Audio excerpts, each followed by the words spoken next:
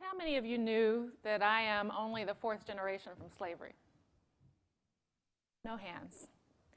This is my mother's family that you see on the screen. My mother was a change of life, and her younger brother were change of life babies.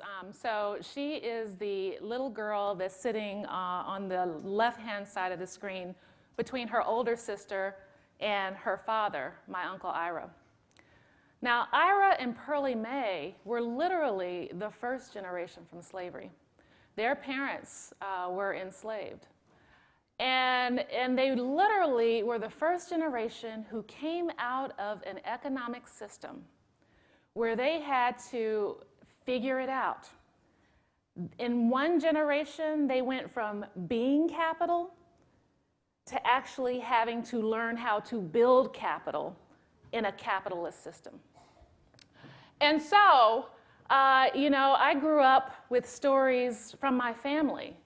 My parents grew up next door to each other in the Jim Crow South. And so the stories that they told were the stories of their experience. Children having to, because they were African American, having to sit upstairs in movie theaters while the white kids sat downstairs.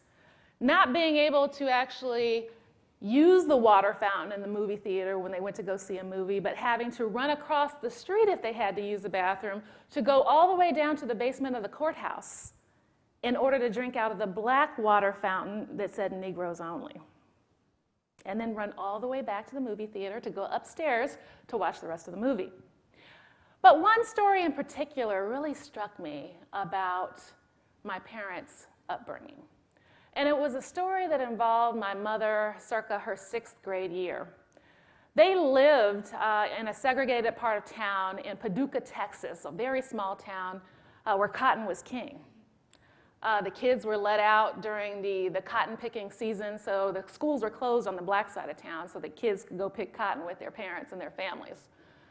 But one day, shortly after having taken one of these state exams that they give out in school systems across the country, my mother looked up from her studies in this one-room, all-black, Negroes-only school and saw a white man walk in, being escorted into the schoolhouse.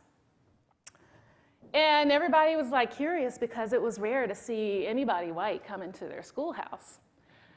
But what was even more amazing to her is that the principal of the school pointed to my mother. And it turns out that it was the school superintendent who was over the white schools and the black school. And he wanted to know who my mom was. Hazel Brown was her maiden name. She later became Hazel Brown Rockeymoore. He wanted to know who she was, because apparently she had tested better than the white kids over on the other side of town. And so I said to my mom, I was just like, well, Mama, did they invite you to go over to the white school? Mama, did they give you any scholarship or any other opportunity? Well, Mama, why do they want to come and look at you? What happened? She's like, nothing. They just wanted to know who I was. They just came to gaze at me. And I say that because we have brilliance that continues to this day. Brilliance embodied in female bodies, brilliance embodied in trans bodies, brilliance embodied in black and brown bodies that are just being gazed at or willfully ignored. So what's the issue? The issue is that we are now in the technological era. This is the new game in town. You will not build wealth, you will not even be in the economic game if you do not have access to the modes of and understand how technology will actually shape our lives, how we relate to each other, how you actually engage in commerce through technology. This is the new game. Technology is it. And yet the captains of industry and the titans and all of their people who are actually managing the industry are gazing and looking away. They're gazing and looking away. And so the things that we're hearing are, oh, well, we don't know any. How many people have heard, we don't know of anyone who fits this qualification?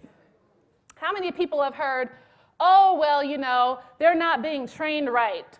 There are no qualifications there that we could really hire for. Or what about this one? This one's always interesting. Well, they're just not they might have the skills, but they're not a good fit for our culture. And so, the gaze continues in the 21st century. The gaze that comes with nothing other than rejection. But why is this a problem? This is a problem of epic proportions.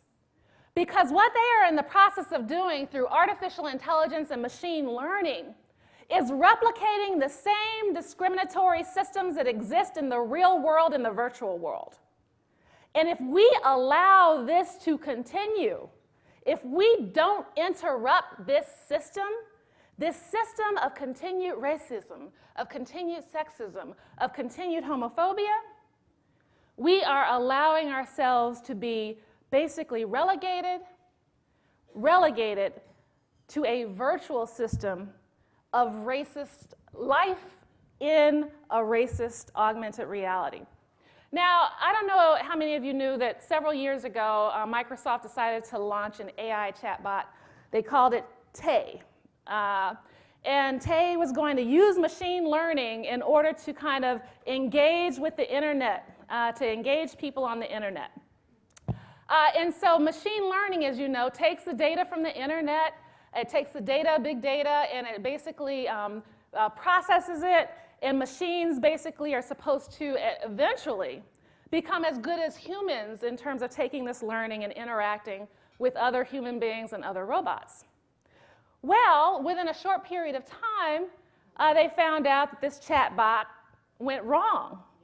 What the chatbot was learning was racism, sexism, homophobia, and everything else. These were the things that the chatbot said. Gamergate is good and women are inferior. Learning sexism. Niggers, I hate them, they're stupid, they can't do taxes. Niggers are so dumb and they're also poor niggers. Based on that, Tay also said, Jews did 9/11. Gas the kikes. Race war now. What the AI chatbot did was took corrupted data from the real world, started crunching it in its machine learning environment, and then put out corrupted data.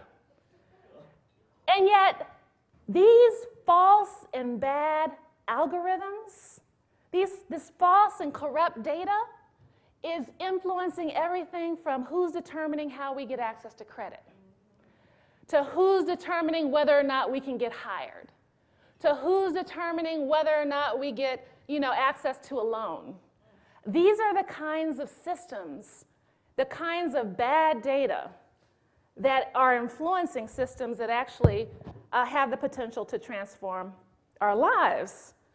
And so what I propose is, what if we had an inclusion revolution?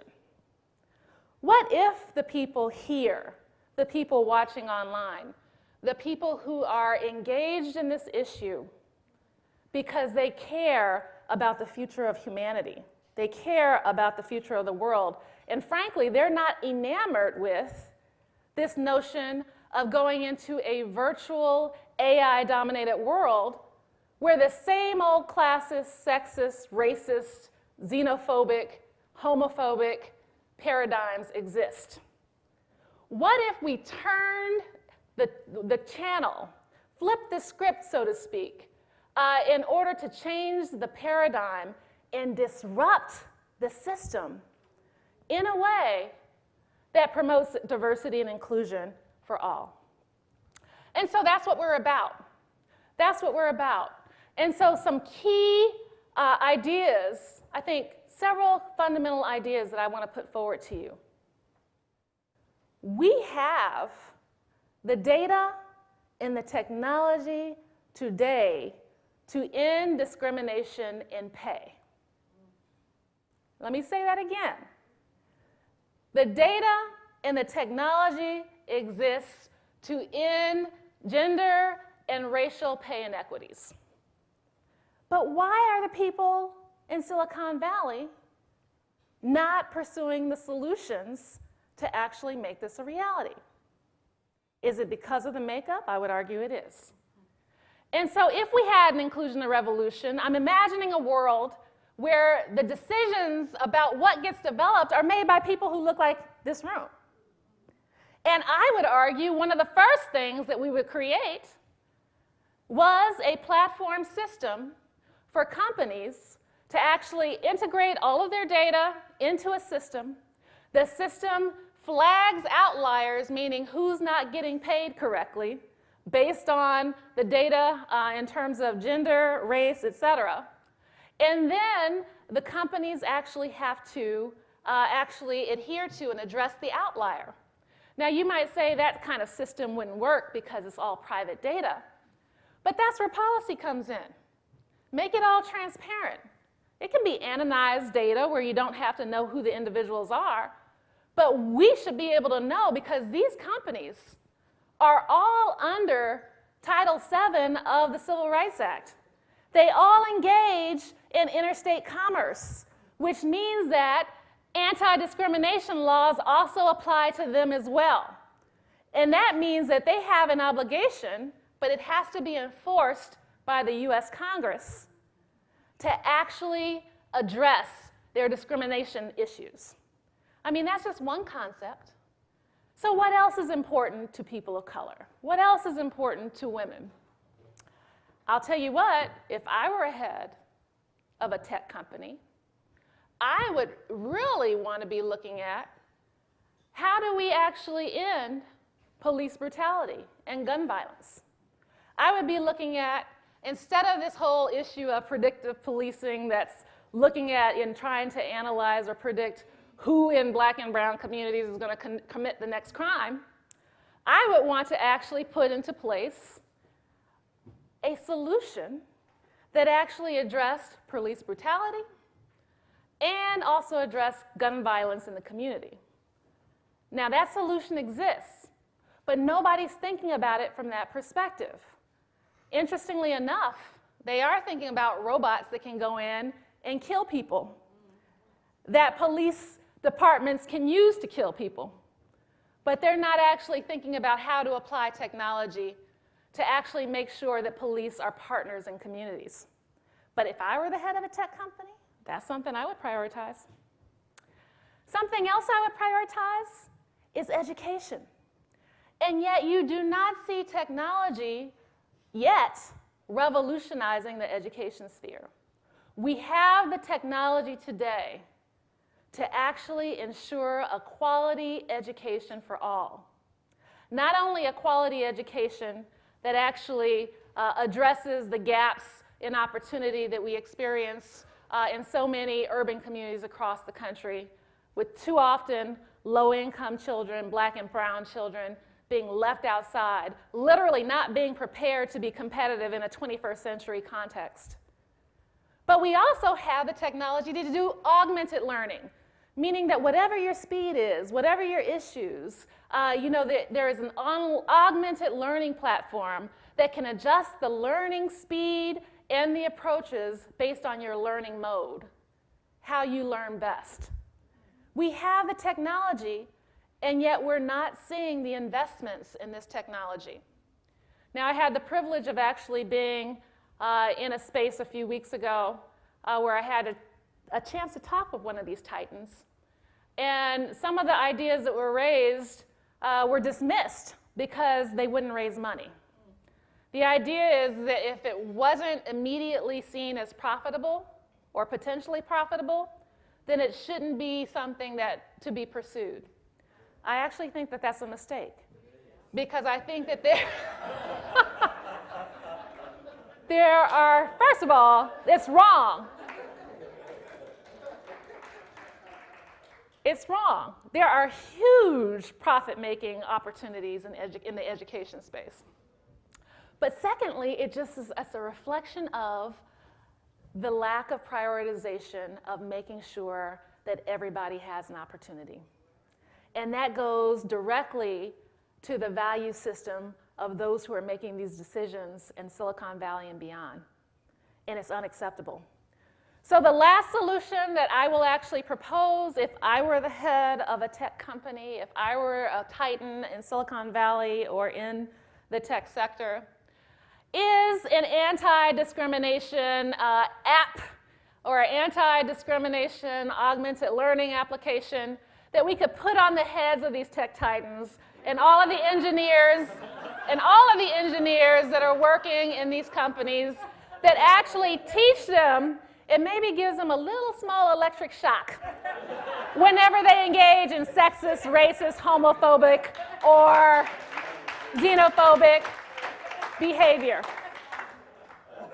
And that application is going to be mandated because once they start feeling the pain, literally, from excluding people, only then will they get it. That the future of this world depends on all of us. We all need to actually have a part and an opportunity to be able to shape our future. And by excluding anybody, you're excluding everybody. And so with that, ladies and gentlemen, thank you.